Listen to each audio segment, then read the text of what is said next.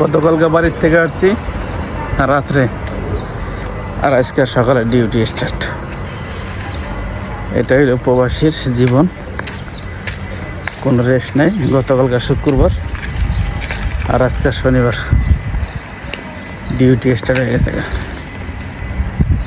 আর এটা হইলো আমার শখের গাড়ি। এখন সকাল 11টা, বেরোলাম কিছু সবজি টবজি কিনতে হইব। গাড়ি স্টার্ট দিতেছে, এখন সবজি টবজি কিনবো।